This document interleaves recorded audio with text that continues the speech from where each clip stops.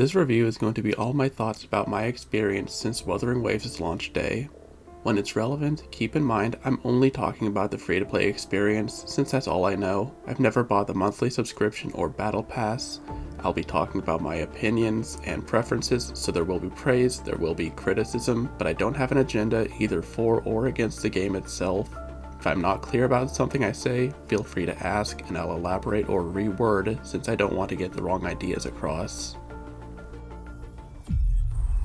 Picture this. You just started Wuthering Waves and suffered through maybe an hour of boring story. You've been trapped in cutscene after cutscene of subpar exposition dialogue and, if you're playing with the English voiceover, abysmal voice acting. You've been getting glimpses at the world around you, teasing you with mountains and floating buildings in the distance. You'd so much rather be there than here, trapped on the railroad tracks taking you through the story. After a conversation with a character whose name you might not remember yet, they take the leash off and tell you to head to some research lab. Instead, you turn tail and leave the city and can finally see what the world has in store for you. That's what I did when I started. Once I was given free reign, I was out of there, and I didn't go back to the main story for at least a couple weeks because I was just having so much more fun exploring the world. I hit at least Union level 20 before even finishing Jinzhou Act 1. Exploration in Jinzhou is pretty standard. There's usually going to be something sparkly just within range of sight from the last box you opened, so you end up organically going from one treasure to another in a basically endless string across the map. The map itself has pretty gradual transitions between areas that feel natural, so a lot of the time you don't realize just how far you've wandered, which is fun. No complaints there. There's this weird hilly area between the Gorges and Spirits and Port City Guaishu with basically no reason to go there despite having a village. Even just looking at the chest density on the map, it's pretty obvious. There aren't even any quests that take you here as far as I can remember. It's almost like they forgot to put anything to do there. I also noticed that in terms of content, Huanglong is extremely bottom heavy. It's got a couple tacit fields and bosses in the top half, but almost everything in the region is south of the main city. It's not a big deal, but it makes the map feel kind of lopsided. One aspect that's very disappointing is how this game doesn't really have that much in it that I consider actual puzzles. There's the color palettes in Renacida that are fun, and the ones in the 2.2 areas can be brutal, but that's the extent of using your brain in this game. Especially during quests, it seems like they can't think of anything better than pick up the area's gimmick item and use it on the thing in the room obviously marked as a target. The portal gun in Black Shores is the worst example of this. How do you add a portal gun, an item that lends itself so well to creative puzzles that you could probably make a really good game or two centered around it, and the best you can think to use it for is shooting it into a locked glass room to grab an item? Here's a hot take for you. I don't care for the flying gadget added in Renacida. That's an exaggeration, it's fun and fast, but it trivializes exploration to an almost insulting degree. I'm glad it's region locked because Renacida was at least designed with the intention that you'd use the wings to get around while Jinzhou wasn't. To see what I mean, just look at the huge valley in the middle of the region, smaller valleys randomly distributed, and tall towers and cliffs scattered around. The region is so exaggerated on the vertical scale that it'd be torture to try and do anything without the wings' self-propulsion. Jinzhou is much more flat and open because you're meant to use the grappling hook and wall running ability to get up the much shorter walls and cliffs. Using the wings in Jinzhou would absolutely invalidate any other method of getting around. Hell, it already makes Renacida's own gondolas obsolete. Why take a slow-ass boat when you can just jet through the sky across the ocean? I flew to the Riccioli Islands and got a good amount of exploration done before even starting the story quest. Another way Renacida kind of dumbed down the already average exploration is by marking areas with multiple chests on your map. It feels redundant since the loot mapper already does such a thorough job at that exact same thing, but now you can just click a button on the map and it shows you where to go. Overall, I'd say this game's exploration content is good and fun, even though they noticeably dumbed it down for Renacida. It doesn't do much if anything new, but that's not a point against it, although I wish they'd put more effort into overworld puzzles. Guaishu is definitely the area with my favorite aesthetic in the game, and I hope they lean into that apocalyptic fantasy direction for future map expansions.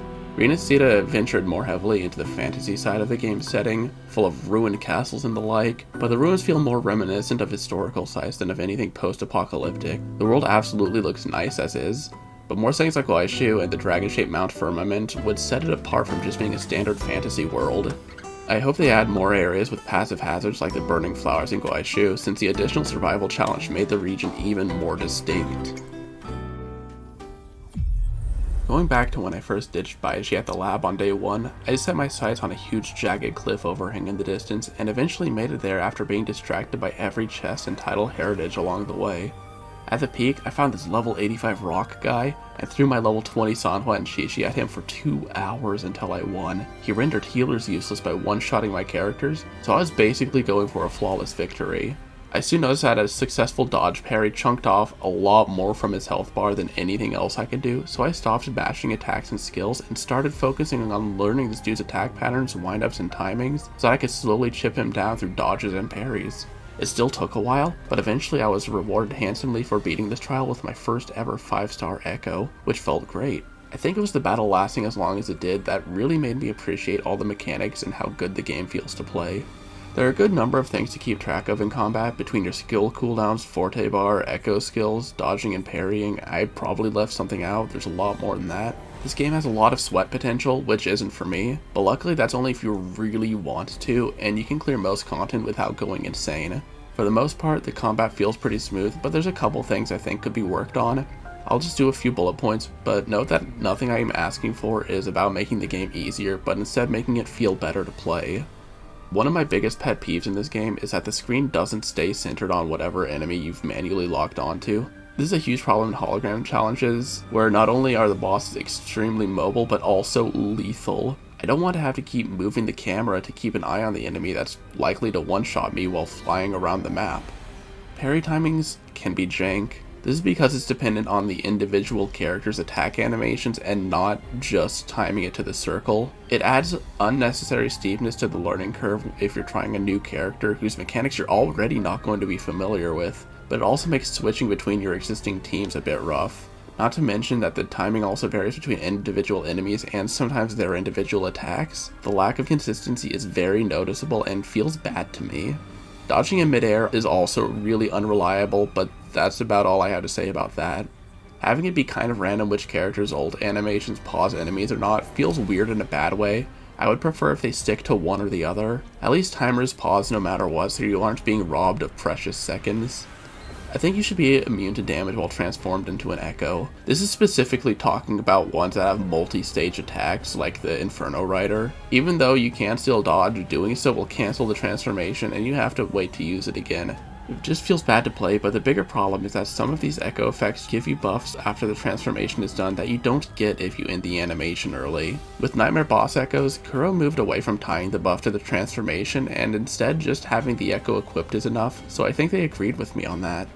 I'm sure there's a lore reason for the attribute system to exist, and we just haven't gotten there yet, but from a gameplay perspective it feels kind of needless. It has seemingly no bearing on gameplay or moveset design philosophy whatsoever, other than arbitrary resistance being applied in endgame modes and for enemies to just be resistant to some characters' entire kits for reasons.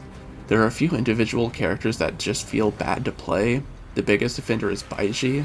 Whenever you send her on field, which you shouldn't because it's just always a DPS loss, her switch in attack lasts 1,000 years and only gets cancelled if you use her burst. You're very likely to get whacked if you switch to her because you can't dodge until she's safely back on the ground.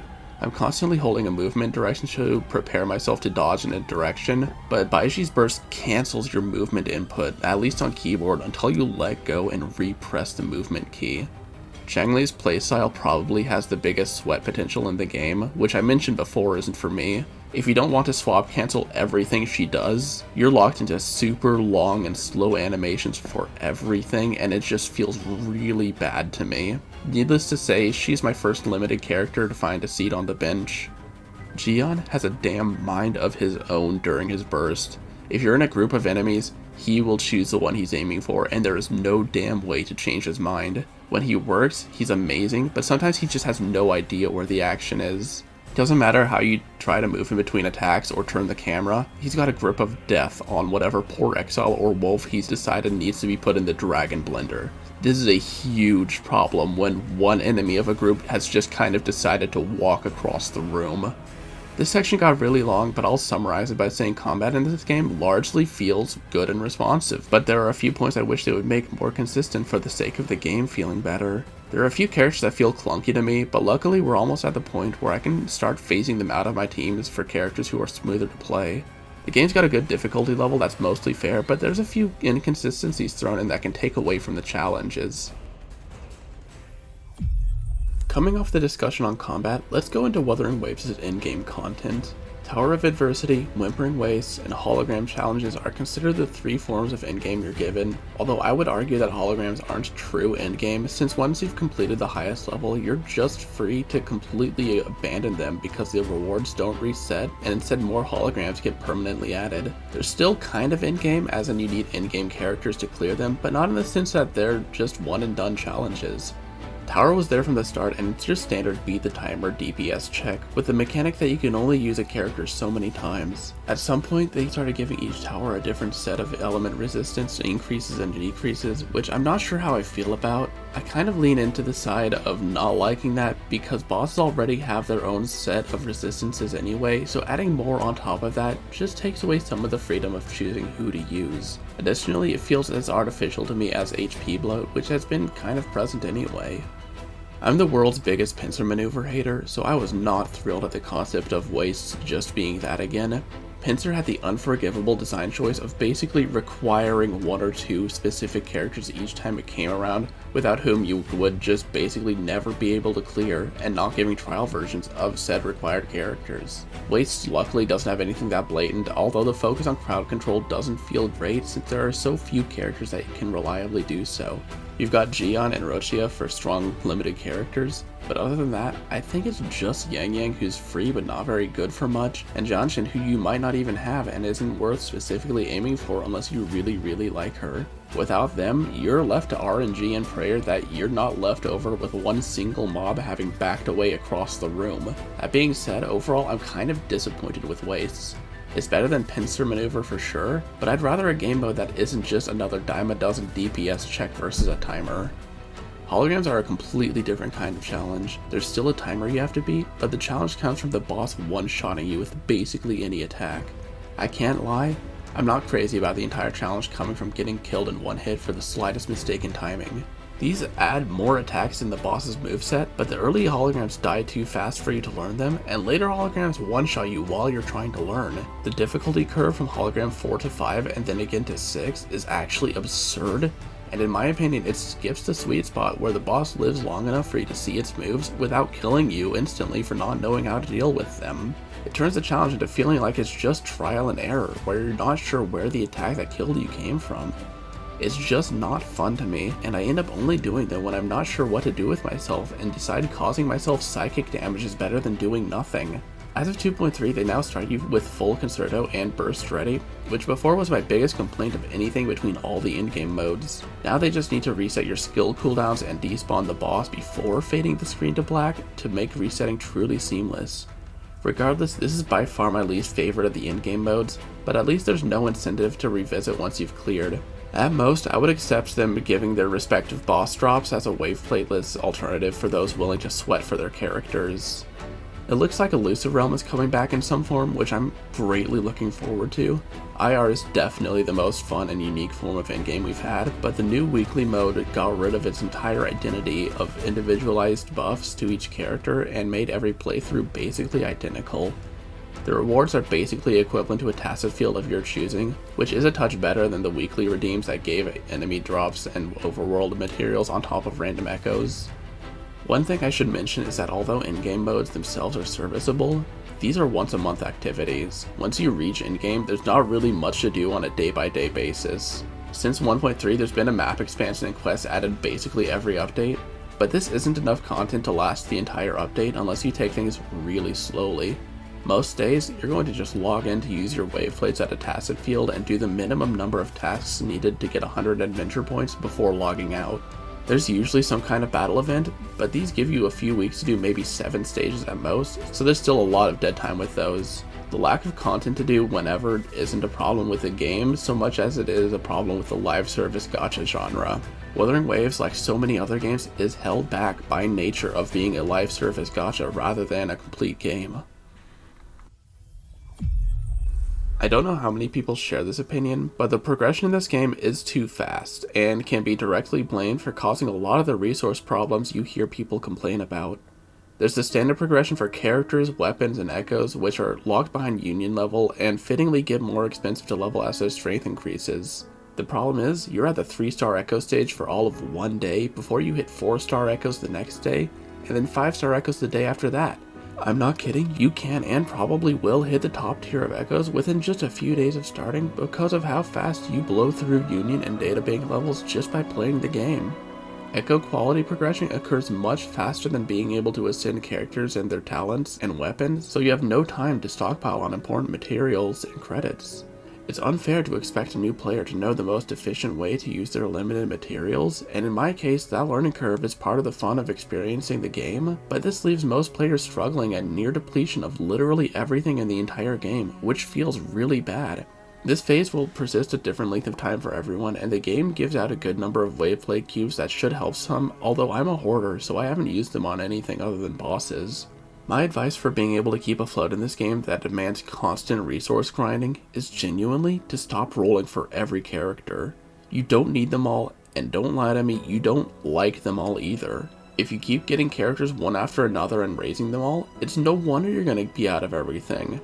But again, this is something you can afford to do more so after you've been playing for a while. As contrary as it sounds, in my opinion, you should be less picky when you're first starting out. If you're just starting and think skipping a character would make the game less fun for you, go ahead and prioritize that. The resources will come in with time. But if you've been playing for 6 to 8 months or a year and are still struggling to keep a stock of anything, it's time to consider just sticking with your current roster for a while. If being out of everything constantly makes the game less fun for you, prioritize stocking up. The characters will come back with time. We're too early into the game's life to worry about power creep, so you'll be fine if you have just a few good carries and supports.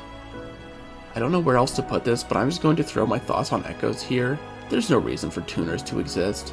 It'll be so easy for the substats just to unlock at each threshold level, but this ties back into the resource management I just talked about, so it's not really too bad of a problem. For me, the biggest problem with echoes is that their substats are actively weighted to roll low. As you can see, crit rolls have their own probability table separate from the rest of the stats, where they are even more actively weighted to roll low than the rest of the stats. If you take out flat stats or make them a value that actually makes a difference, and or make every roll a 1 in 8 chance, I think a lot of complaints will go away. This won't take long, but I also want to put my thoughts on the game's gacha here, since getting new characters and weapons is one way to progress and improve your account. The rates are fine. Base 5-star rate of 0.8% with a maximum pity of 79 and a 50-50 waiting for you at the end. Being able to buy 5-star dupes in the Coral Shop is really nice, but I do have a couple problems. Namely, where are all the 4-star characters? There were 9 on release, and we've only seen 2 added since, with a total of 0 since 2.0, and that's not even mentioning how bad those 2 4-stars are. Not counting Rover, there were 5 5-star characters on release, 6 if you count Gion as the first banner at launch, and now in 2.3, there are 20.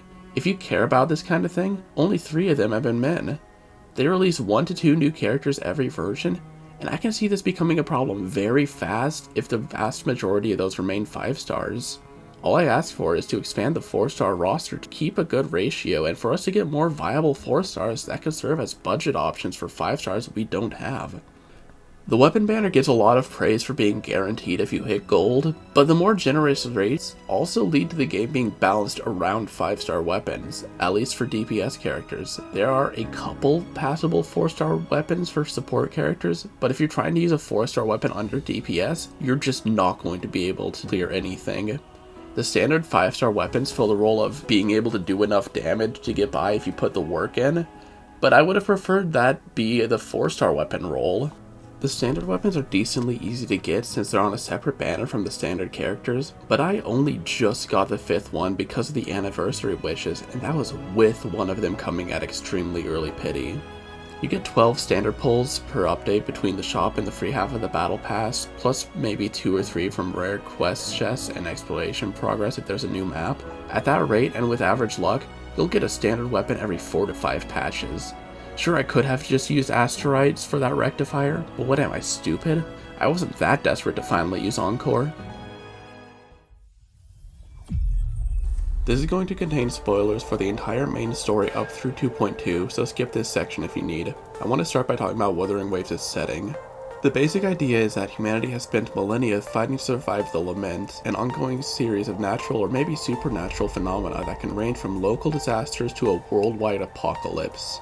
There was a world before the Lament started, but we don't really know much about it, other than it's pretty safe to assume it was just Earth, maybe with some fantasy elements. There's tanks and warships and industrial mines, but also burning flower fields and dark forests, and regions with floating roads because of gravity shenanigans. It's an interesting combination of post-apocalyptic, fantasy, and sci-fi that I really vibe with. Renacida doesn't really have any of the post-apocalyptic elements I like, and almost all the fantastical parts are limited to the huge misty valley in the middle of the region and the huge floating castle of Avenolium. It's a little disappointing to sideline major features of the game's setting, but Avenolium is so cool on its own that it generally makes up for it. One big problem for me arises when people talk about the Lament. Because it's a general term and not a specific event like the implies, they could be talking about something that happened last month or 1,000 years ago, and you will just have no idea what kind of timeline you're dealing with, or if it's even the same event as somewhere else unless specifically stated, which it usually isn't. I genuinely did a double take when I learned that Glaishu had been destroyed hundreds of years before the start of the game, because that was so different from the impression I had. And I think someone at one point implied that Rover is like millions of years old, so they would have been around for much longer than the Lament. The timeline for this game is just a mess, without any real concrete historical events to serve as a reference point. But now on to the main story. Amnesia plots are bad and lazy, and this game is no exception. It almost does something really cool when Scar implies that everyone already knows exactly who you are and is intentionally keeping that info from you while sucking up to you for your power, but then it just doesn't follow through on that. If he was just lying to plant the seed of doubt in us, it's boring, and if not, it feels like it's a waste of a potentially really interesting take on an amnesia plot. It's obvious to the player pretty fast that the Rover is basically God or something, and we meet Jue, who we have historical ties to, and Shorekeeper, who knows us better than anyone in the world, but neither of them really give us any info. They both have reasons for not telling us anything, but personally the reasons feel weak to me, and I'm not convinced it wasn't purely to artificially keep the mystery going for the sake of giving the Rover a single motivation since they've got nothing else going for them. It's going to be said by everyone from launch until the end of time, but the first long stretch of the story is really bad. It's generally agreed that meeting Scar is the turning point, and I don't have a problem with saying that, but I'd like to add on that the main story of Jinsho is really only interesting when Scar is on screen. After he's written out, it's back to basically, and then this happened, and then that happened, with characters you've never met before and some you never will meet showing up in cutscenes. The story introduces concepts without actually explaining what anything even means. For example, sonorospheres and overclocking. You can kind of get from context that overclocking doesn't sound good, but you don't get the full scope of just how bad it is until Camelia's story quest, and I'm still not really sure what a sonorosphere even is. It sounds like they're like lingering memory fragments, but then there's the whole issue of how the heck Shorekeeper is made of those things. That's not the point though. The whole thing reeks of rushed rewrite, which is exactly what happened if you do any digging. I'm not here to get into that though. Even though no one has anything too good to say about this long stretch of the story, I think it's important to play through it without skipping the entire thing, because despite poor execution, it still builds up the world and lays some groundwork and context for the rest of the game. The Mount Firmament storyline was much better and stuck the landing for acting as simultaneously both the grand finale of Jinsho's story and Jinxi's story quest. The island having a warped flow of time is an interesting setting, Jinxi's backstory is done justice, and I think the quest lays out some fitting trials for her to prove her connection to Jue. I do wish Jue could have given us more info on our identity though. He had a reason for not doing so, but again, it's not one I'm personally satisfied with. Regardless, it set the writing on the right track to being actually good. The Black Shore storyline seems to be pretty hit and miss with a lot of people from what I've seen. For me, it was definitely a miss. I think it was too fast and too rushed.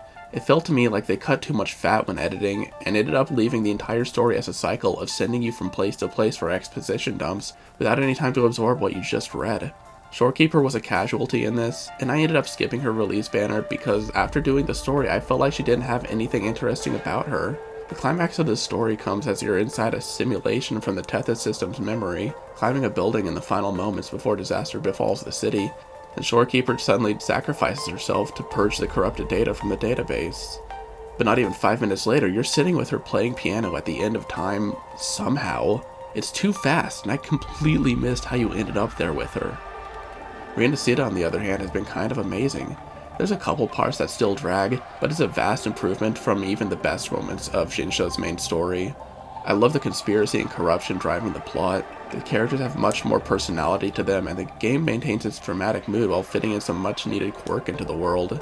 The story's tone as well had a noticeable shift when entering Renacida, almost completely abandoning the post-apocalyptic war-torn feel of Huanglong. The lament is actually so absent that it's easy to forget about it entirely. The way they went about the conflict with the region's Threnodian was actually really well done and interesting, and I liked it a lot. I genuinely don't have any big complaints about the story this time. I just hope they cut down on this thing they do where you walk 5 steps before they start you on another cutscene or conversation or taking away the camera to point at the next place you should go. It kind of hurts the pacing to just keep switching gears like this. You don't have to point at the button I need to hit, I'll find it on my own. They actually managed to trick me with Carthathia's sacrifice during the Fleur-de-Lis fight. Normally you'd think that she's definitely going to be playable, so there's no way, but I was genuinely about to crash out thinking they'd kill her off to have the inferior Fleur-de-Lis be playable instead. World quests vary from tutorial nothings to great.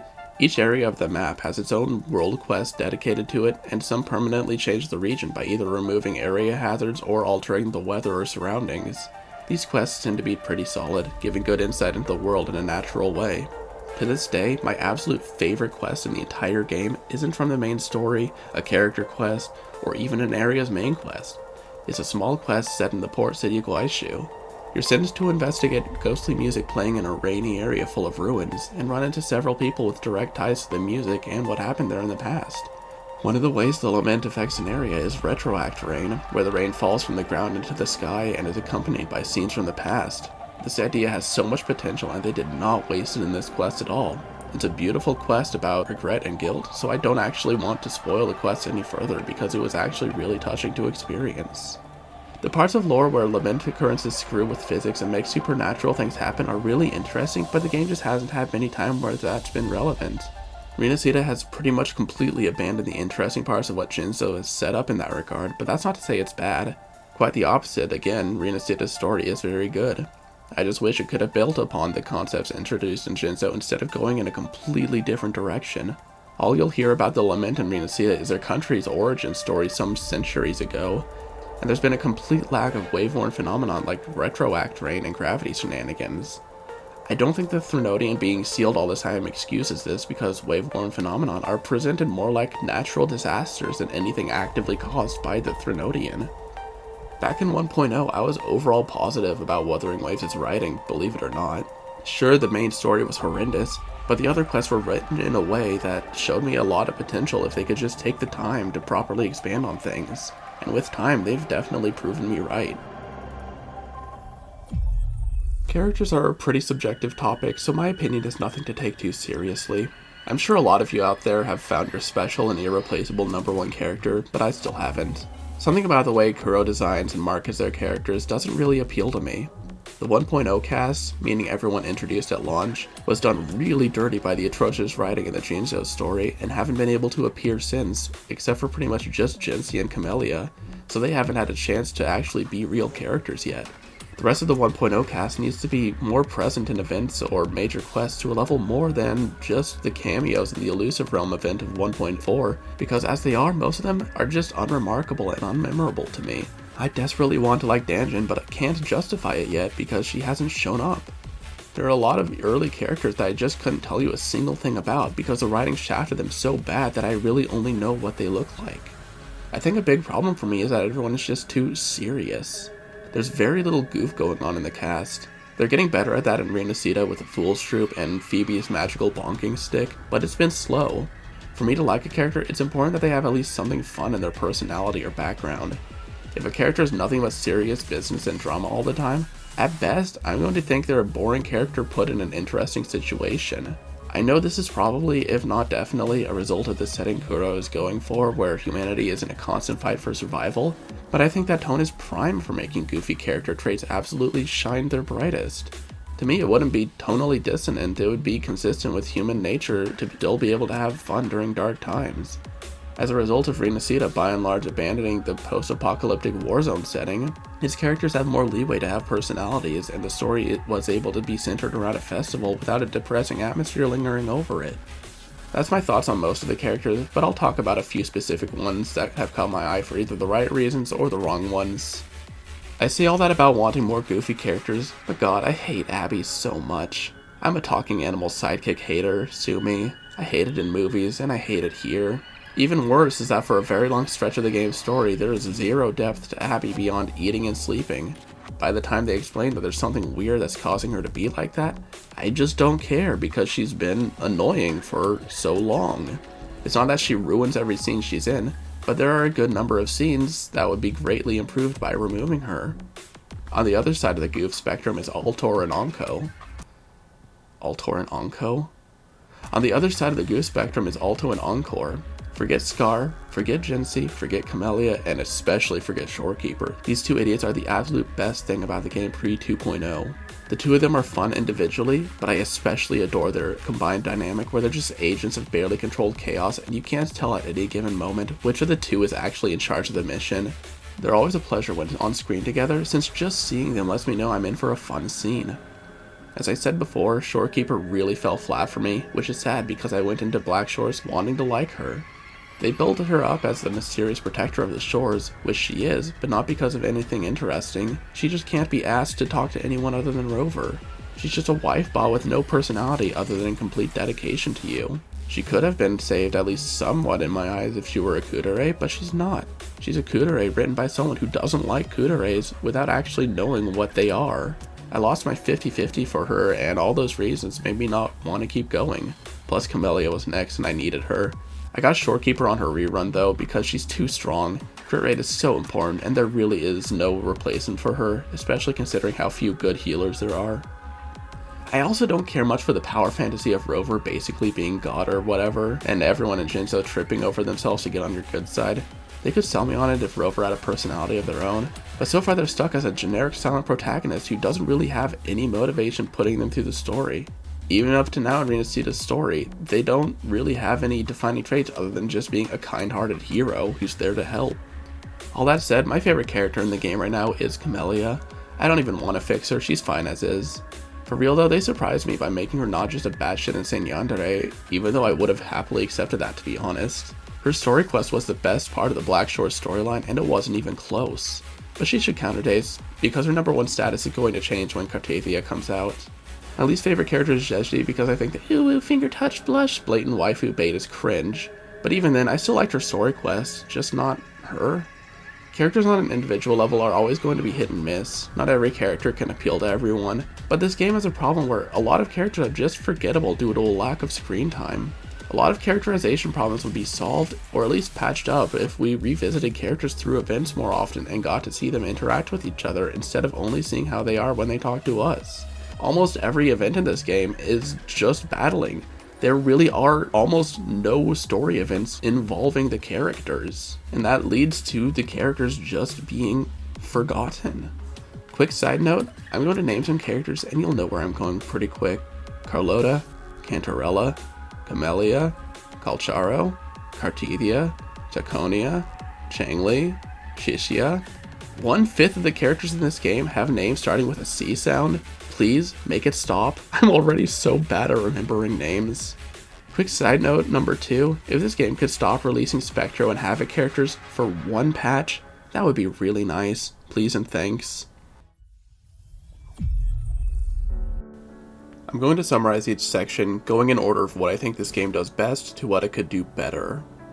Wuthering Waves' strongest point is definitely the combat. I don't think anyone will argue with me on that. The sheer number of mechanics in the combat system very easily could have been overwhelming, but Kuro managed to find an implementation that feels mostly intuitive while giving players a chance to get really sweaty if they want. There are a couple things I'm not crazy about, namely inconsistencies with parry timing and bursts pausing the environment, but overall, it's a well done system. I hope they introduce an endgame that isn't a simple timer check because it's such a lazy way to challenge us when they've put so much thought into everything else.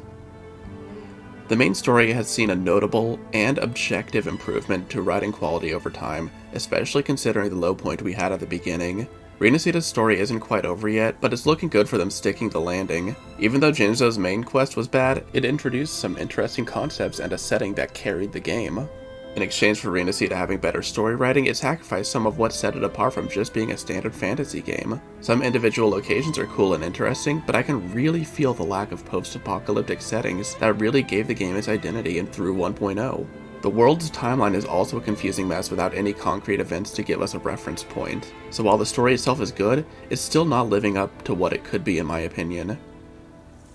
In terms of exploration, the puzzles are as few in variety as they are in quantity, and the glider is actually so absurdly overpowered that exploring the region just doesn't feel rewarding to me because there's no challenge in getting around the map. They simplified Rena Seeda's exploration too much for me to really get anything out of it, but I like number go up, so it gets a pass, if barely.